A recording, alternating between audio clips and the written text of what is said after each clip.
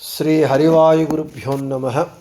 ಓಂ ವಂದೇ ವಿಷ್ಣುಂ ನಮಾಮಿ ಶ್ರಿಯಮಥ ಚ ಭುವಂ ಬ್ರಹ್ಮವಾಯೂ ಚ ವಂದೇ ಗಾಯತ್ರೀಂ ಭಾರತೀಂ ತಾಮಪಿ ಗರುಡಮನಂತಂ ಭಜೆ ರುದ್ರದೇವಂ ದೇವೀಂ ವಂದೇ ಸುಪರ್ಣೀಮಹಿಪತಿದಯಿತಾಂ ವಾರುಣೀಮಪ್ಯುಮಾಂ ತಾಂ ಇಂದ್ರಾದೀನ್ ಕಾಮಮುಖ್ಯಾನಪಿ ಸಕಲಸುರಾನ್ ತದ್ಗುರೂನ್ಮದ್ಗುರುಂಶ್ಚ ಅಭ್ರಮಂ ಭಂಗರಹಿತಂ ಅಜಡಂ ವಿಮಲಂ ಸದಾ ಆನಂದತೀರ್ಥಮತುಲಂ ಭಜೆ ತಾಪತ್ರಯಾಪಹಂ. ಸಾಧಿತಾ ಕಿಲ ಸತ್ತತ್ವಂ ಬಾಧಿತಾ ಕಿಲ ದುರ್ಮತಂ ಬೋಧಿತಾ ಕಿಲ ಸನ್ಮಾರ್ಗಂ ಮಾಧವಾಖ್ಯಯತಿಂ ಭಜೆ. ಸಂಸ್ಥಾನ ರಕ್ಷಣೆ ಶೂರಾನ್ ಪ್ರಸನ್ನಾನ್ ರಾಘವಾರ್ಚನೆ ಪ್ರಣಮಾಮಿ ಗುರೂನ್ ನಿತ್ಯಂ ಪ್ರಸನ್ನ ಶೂರಮಾಧವಾನ್. ಪ್ರಸನ್ನ ಶೂರಮಾಧವ ಕರಾಬ್ಜೋತ್ಥಾನ್ ಯತೀಶ್ವರಾನ್ ವೀರರಾಮರತಾನ್ ವಂದೇ ವಿದ್ಯಾಸಾಗರ ಮಾಧವಾನ್. ಪೃಥ್ವೀಮಂಡಲ ಮಧ್ಯಸ್ಥಾಃ ಪೂರ್ಣಬೋಧ ಮತಾನುಗಾಃ ವೈಷ್ಣವಾಃ ವಿಷ್ಣುಹೃದಯಾಃ ತಾನ್ ನಮಸ್ಯೆ ಗುರೂನ್ ಮಮ. ಆಪಾದಮೌಳಿ ಪರ್ಯಂತಂ ಗುರುಣಾಮಾಕೃತಿಂ ಸ್ಮರೇತ್ ತೇನ ವಿಘ್ನಾಃ ಪ್ರಣಶ್ಯಂತಿ ಸಿದ್ಧ್ಯಂತಿ ಚ ಮನೋರಥಾಃ. ಶ್ರೀ ವಿದ್ಯಾವಲ್ಲಭ ಮಾಧವತೀರ್ಥಗುರುಭ್ಯೋ ನಮಃ. ಹರಿ ಓಂ. ಓಂ ವಿಶ್ವಂ ವಿಷ್ಣುರ್ವಷಟ್ಕಾರೋ ಭೂತಭವ್ಯಭವತ್ಪ್ರಭುಃ ಭೂತಕೃದ್ಭೂತಭೃದ್ಭಾವೋ ಭೂತಾತ್ಮಾ ಭೂತಭಾವನಃ. ಭೂತಭವ್ಯಭವನ್ನಾಥಃ ಪವನಃ ಪಾವನೋ ಅನಲಃ ಕಾಮಃ ಕಾಮಕೃತ್ ಕಾಂತಃ ಕಾಮಃ ಕಾಮಪ್ರದಃ ಪ್ರಭುಃ. ನಮ್ಮ ವಿಷ್ಣು ಸಹಸ್ರನಾಮ ಪಾಠದಲ್ಲಿ ನಾವು ನಿನ್ನೆ ಕಾಂತಃ ಎಂಬುವ ಶಬ್ದವನ್ನು ಹೇಳ್ಕೊಳ್ತಾ ನಮ್ಮ ಮೇಲೆ ನಮಗೆ ಪ್ರೀತಿ ಹುಟ್ಟುವಂತೆ, ನಮ್ಮವರ ಮೇಲೆ ನಮಗೆ ಪ್ರೀತಿ ಹುಟ್ಟುವಂತೆ, ಅವರು ನಮಗೆ ಪ್ರಿಯವಾಗುವಂತೆ ಮಾಡುವವನಾದ ಕಾರಣ ಭಗವಂತನಿಗೆ ಕಾಂತಃ ಅಂತ ಹೆಸರು. ಅಷ್ಟಿದ್ದರೂ ಭಗವಂತ ನಮಗೆ ನಮ್ಮ ಮೇಲೆ ನಮ್ಮವರ ಮೇಲೆ ಪ್ರೀತಿ ಉಂಟು ಮಾಡ್ತಾ ಇದ್ದರೂ ಭಗವಂತ ಆ ವಿಷಯವನ್ನು ಜೀವನು ತಿಳಿದಿರಲ್ಲ, ತಿಳಿದುಕೊಳ್ಳುವುದಿಲ್ಲ ಅಂತ ಹೇಳ್ತಾ ಇವತ್ತು ಇನ್ನು ಕಾಂತಂ ಮನೋರಮಂ ರುಚ್ಯಂ ಇತಿ ಕಾಂತಶಬ್ದಸ್ಯ ಸುಂದರಾರ್ಥಕತ್ವಮಪಿ ವರ್ತತೆ. ಸುಂದರನಾಗಿದ್ದಾನೆ ಭಗವಂತ, ಆದ ಕಾರಣ ಅವನಿಗೆ ಕಾಂತಃ ಅಂತ ಹೆಸರು. ಹೌದು, ಸುಂದರಕ್ಕೆ ಸುಂದರ, ಅವನು ಮನ್ಮಥನಿಗೆ ಮನ್ಮಥ. ಅವನಕ್ಕಿಂತ ಸುಂದರನಾಗಿರುವವನು ಜಗತ್ತಿನಲ್ಲಿ ಯಾವನೂ ಇಲ್ಲ. ಅತ್ಯಂತ ಸುಂದರನಾಗಿದ್ದಾನಾದ ಕಾರಣ ಅವನಿಗೆ ಕಾಂತಃ ಅಂತ ಹೆಸರು. ಇನ್ನು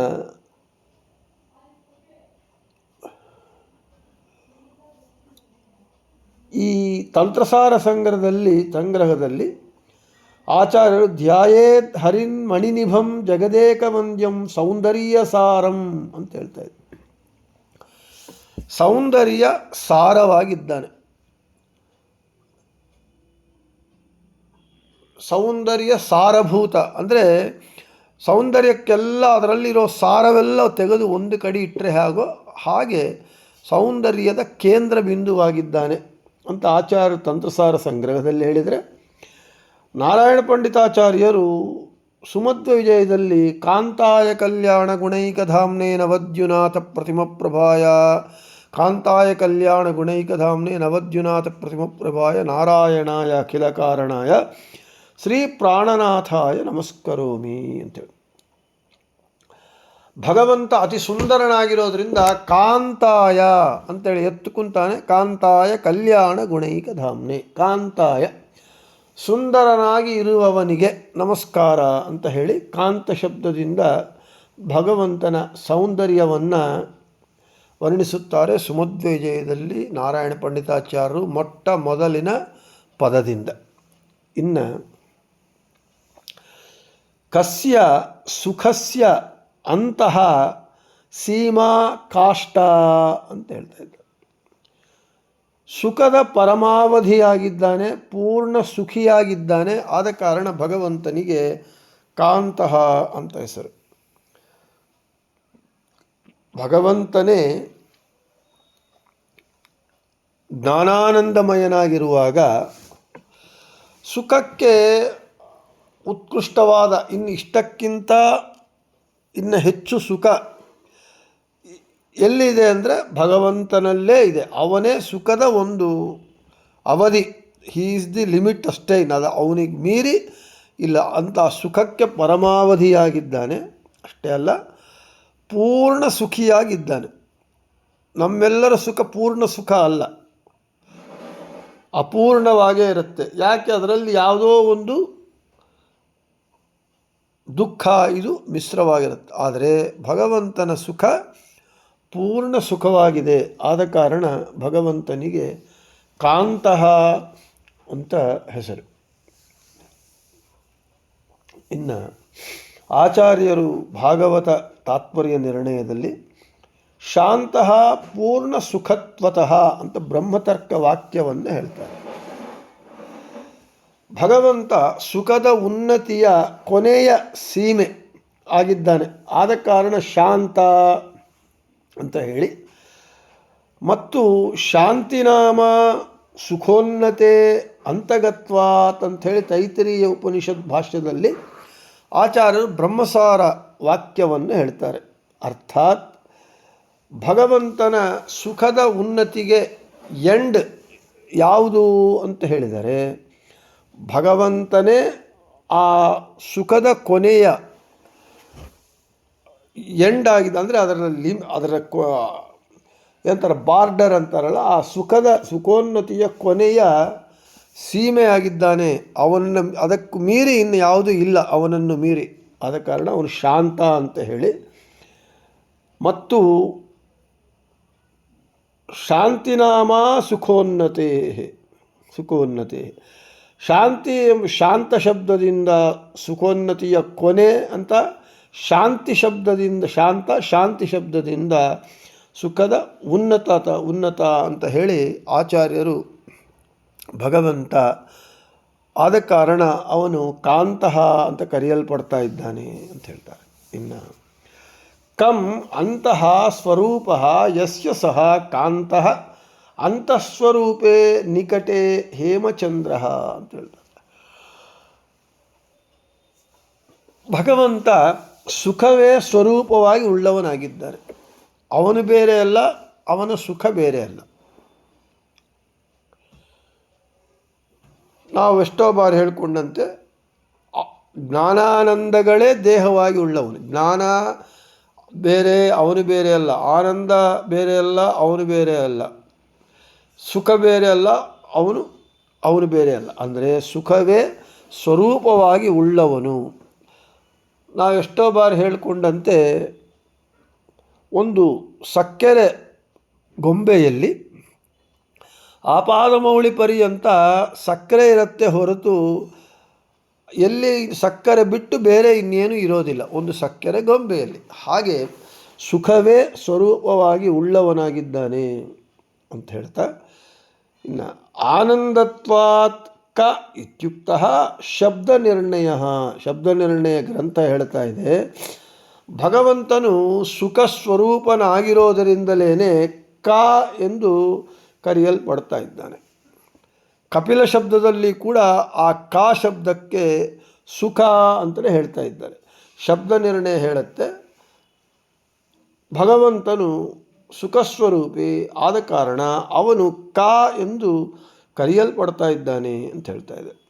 ಇನ್ನು ಕಸ್ಯ ಸುಖಸ್ಯ ಅಂತಃ ವಾಸಸ್ಥಾನಂ ಕಾಂತಃ ಅಂತಃ ಸ್ಥಾನಂ ಬೃಹದಾರಣ್ಯಕ ಉಪನಿಷತ್ ಭಾಷ್ಯ. ಅವನು ಸುಖಕ್ಕೆ ಆಶ್ರಯನಾಗಿದ್ದಾನೆ. ಸುಖವು ಅವನನ್ನೇ ಆಶ್ರಯಿಸಿಕೊಂಡಿದೆ. ಸುಖ ಎಲ್ಲಿರುತ್ತೆ ಅಂದರೆ ಅವನ ಹತ್ರ ಇರುತ್ತೆ, ಅವನಲ್ಲೇ ಇರುತ್ತೆ. ಸೊ ಸುಖಕ್ಕೆ ಅವನು ವಾಸಸ್ಥಾನವಾಗಿದ್ದಾನೆ. ನಾವು ಹೇಳ್ತಾ ಇರ್ತೇವೆ ಇವರು ಮನಿ ಯಾವುದಕ್ಕೆ ಕೇರ್ ಆಫ್ ಅಂದರೆ ಕೇರ್ ಆಫ್ ಲಾಫಿಂಗ್, ಇವ್ರ ಮನೇಲಿ ಎಲ್ಲರೂ ನಗ್ತಾ ಇರ್ತಾರೆ ಅಂದರೆ ಇವರು ಕೇರ್ ಆಫ್ ಲಾಫಿಂಗ್. ಹಾಗೆ ಭಗವಂತ ಸುಖಕ್ಕೆ ಆವಾಸ ಸ್ಥಾನವಾಗಿದ್ದಾನೆ. ಇನ್ನು ಲಕ್ಷಣಂ ಪರಮಾನಂದೋ ವಿಷ್ಣುರೇವ ನ ಸಂಶಯ ಅವ್ಯಕ್ತಾದಿ ತೃಣಾಂತಾಸ್ತು ವಿಪ್ಪುಡ ಆನಂದಭಾಗಿನಃ ಅಂತ ಹೇಳಿ ಬ್ರಹ್ಮಸೂತ್ರ ಭಾಷ್ಯದಲ್ಲಿ ಆಚಾರ್ಯರು ಬ್ರಹ್ಮವೈವರ್ತ ಪುರಾಣ ವಾಕ್ಯವನ್ನು ಹೇಳ್ತಾ ಇದ್ದಾರೆ. ಮುಖ್ಯವಾಗಿ ಸುಖಕ್ಕೆ ಭಗವಂತ ವಾಸವಾಗಿದ್ದಾನೆ, ನೆಲೆಯಾಗಿದ್ದಾನೆ, ಆಶ್ರಯನಾಗಿದ್ದಾನೆ. ಇದ್ದು ಲಕ್ಷ್ಮೀದೇವಿಯಿಂದ ಪ್ರಾರಂಭ ಮಾಡಿಕೊಂಡು ತೃಣದವರೆಗೂ, ಹುಲ್ಲು ಕಡ್ಡಿಯವರೆಗೂ ಉಳಿದವರೆಲ್ಲರೂ ಕೂಡ ಭಗವಂತನ ಆನಂದದ ಪ್ರತಿಬಿಂಬವನ್ನೇ ಅಷ್ಟೇ ಅನುಭವಿಸುತ್ತಾ ಇರ್ತಾರೆ. ಅಂದರೆ ಭಗವಂತ ಅವನು ಸುಖಕ್ಕೆ ನೆಲೆಯಾಗಿದ್ದಾನೆ. ಅವನು ಸುಖಕ್ಕೆ ನೆಲೆಯಾಗಿ ಅವನ ಅವಿಭಕ್ತ ಕುಟುಂಬಿನಿಯಾದ ಅವನ ವಕ್ಷಸ್ಥಲವಾಸಿನಿಯಾದಂತಹ ಲಕ್ಷ್ಮೀದೇವಿ, ಅಕ್ಷರ ತತ್ವಳಾದ ಲಕ್ಷ್ಮೀದೇವಿ ಮೊದಲುಕೊಂಡು ಜೀವೋತ್ತಮರಾದ ಬ್ರಹ್ಮವಾಯುದೇವರು ಮೊದಲುಕೊಂಡು ಸಾಮಾನ್ಯ ಕನಿಷ್ಠ ಕೊನೆಯ ತಾರತಮ್ಯದಲ್ಲಿ ಕೊನೆಯ ಕಕ್ಷದಲ್ಲಿರುವ ಕೊನೆಯ ಹಂತ ಹುಲ್ಲುಕಡ್ಡಿಯವರೆಗೂ ಎಲ್ಲರೂ ಭಗವಂತನಿಂದಲೇ ಸುಖವನ್ನು ಪಡೆಯಬೇಕು. ಯಾಕೆ? ಅವನು ಬಿಂಬ, ಇವರೆಲ್ಲರೂ ಪ್ರತಿಬಿಂಬರು. ಅಂದರೆ ಎಲ್ಲರ ಸುಖಕ್ಕೂ ಇವನು ಕಾರಣನಾಗಿದ್ದಾನೆ. ಇವನು ಎಲ್ಲರಿಗೂ ಸುಖವನ್ನು ಹಂಚುವವನಾಗಿದ್ದಾನೆ. ಆದ ಕಾರಣ ಅವನಿಗೆ ಕಾಂತಃ ಅಂತ ಹೆಸರು. ಅದೇ ಹೇಳ್ತಾ ಇದೆ, ವಿಪ್ಲುತ್ವಂ ಪ್ರತಿಬಿಂಬತ್ವಂ ಶ್ರುತಿಸೂಕ್ತಂ ಸರ್ವಶಃ ಅಂಥೇಳಿ ಆ ಬ್ರಹ್ಮತರ್ಕ ವಾಕ್ಯವೇ ಹೇಳ್ತಾ ಇದೆ. ಇನ್ನು ಕಸ್ಯ ಬ್ರಹ್ಮಾದೀನಾಂ ಸುಖಸ್ಯ ಅಂತಃ ನಿರ್ಣಯ ಯಸ್ಯ ಸಹ ಕಾಂತಃ.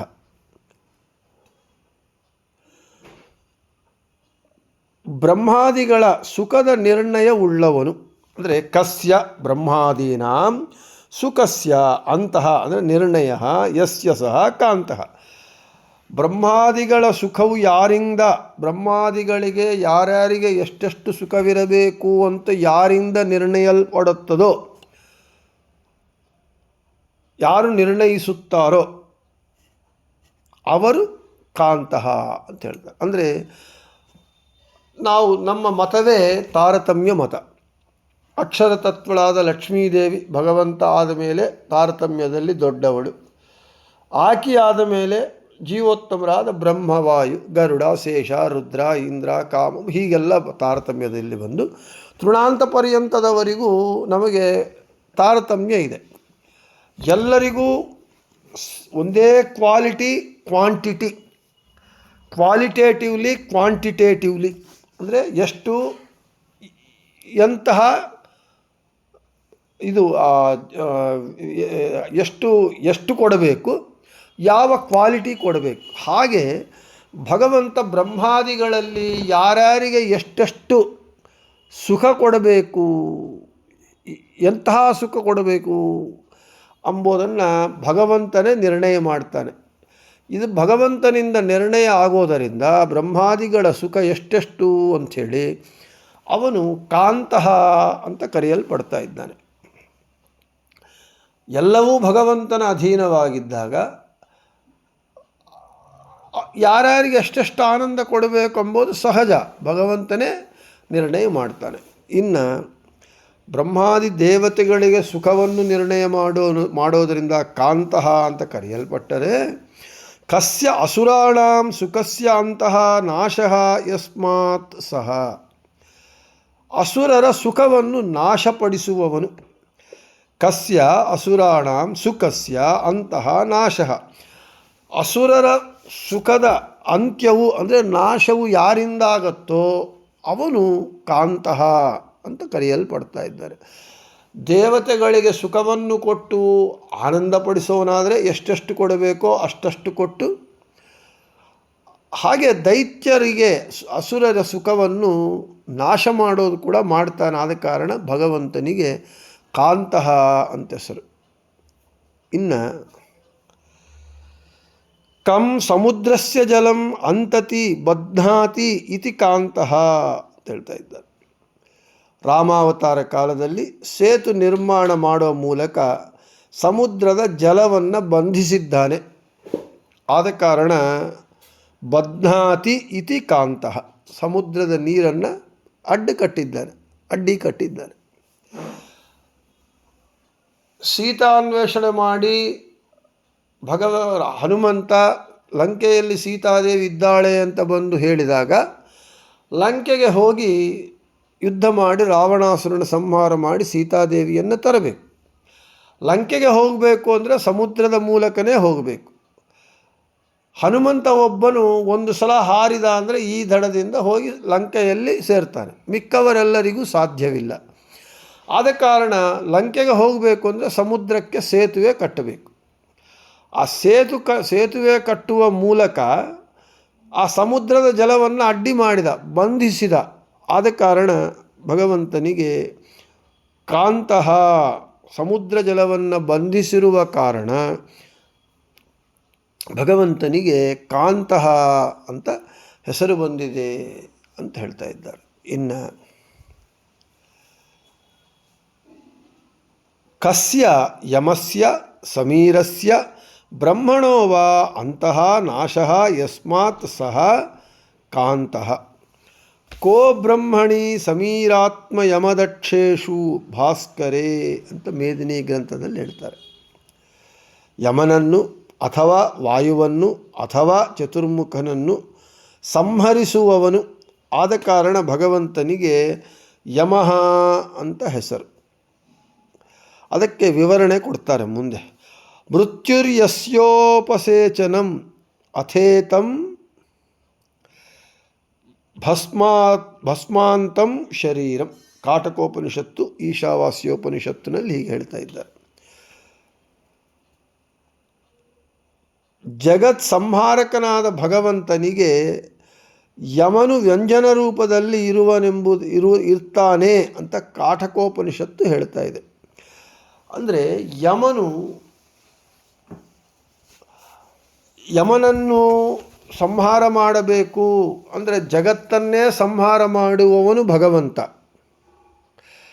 ಆ ಭಗವಂತನು ಯಮನನ್ನು ಸಂಹಾರ ಮಾಡ್ತಾನೆ ಮತ್ತು ಭಗವಂತನೇ ಯಮನನ್ನು ಸಂಹಾರ ಮಾಡ್ತಾನೆ. ಮತ್ತು ವಾಯುದೇವರು ಅಥವಾ ಚತುರ್ಮುಖ ಬ್ರಹ್ಮ ಇಬ್ಬರು ಸಮಾನರು. ಪದವಿ ಪ್ರಯುಕ್ತ ಬ್ರಹ್ಮದೇವರು ಸ್ವಲ್ಪ ಕಿಂಚಿತ್ ಅಧಿಕ, ಆದರೆ ವಾಯುದೇವರು ಅರ್ಥಾತ್ ಚತುರ್ಮುಖ ಬ್ರಹ್ಮ ಅಥವಾ ಬ್ರಹ್ಮದೇವರನ್ನು ನಾಶ ಮಾಡ್ತಾನೆ, ಸಂಹಾರ ಮಾಡ್ತಾನೆ ಭಗವಂತ. ಈ ರೀತಿಯಾಗಿ ಕಾಠಕೋಪನಿಷತ್ತು ಈಶಾವಾಸ್ಯೋಪನಿಷತ್ತು ಹೇಳ್ತಾ ಇದೆ. ಆದ ಕಾರಣ ಭಗವಂತನಿಗೆ ಕಾಂತಃ ಅಂತ ಹೆಸರು. ಇನ್ನು ಕಸ್ಯ ಮಾರುತಸ್ಯ ವೇಧಸೋ ವಾ ಅಂತಃ ವಾಸಃ ಕಾಂತಃ ಅಂತಃಸ್ಥಾನಂ ಸ್ಥಳಂ ವಾಸಃ ಪ್ರದೇಶೇ ಇತಿ ಚೋಚ್ಯತೆ. ಬೃಹದಾರಣ್ಯಕ ಉಪನಿಷತ್ ಭಾಷ್ಯದಲ್ಲಿ ಆಚಾರ್ಯರು ಹೇಳ್ತಾರೆ,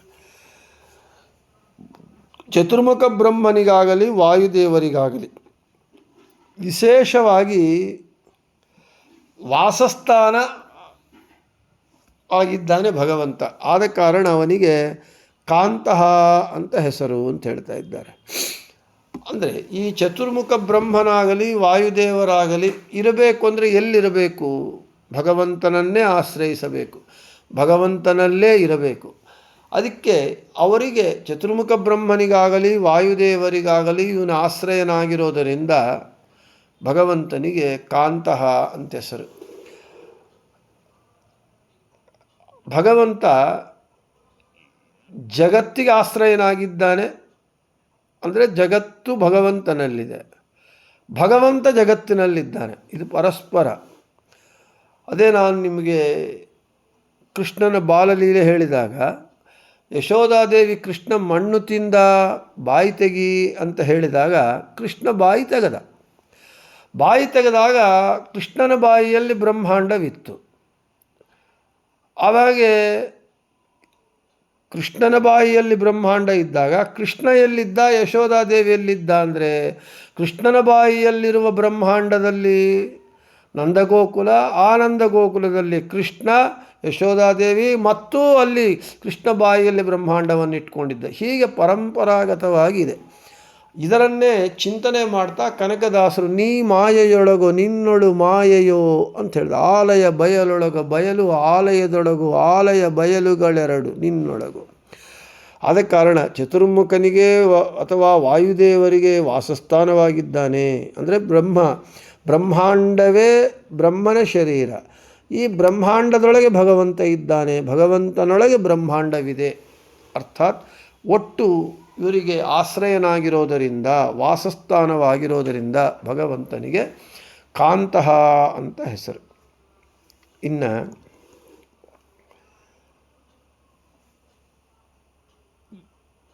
ಈ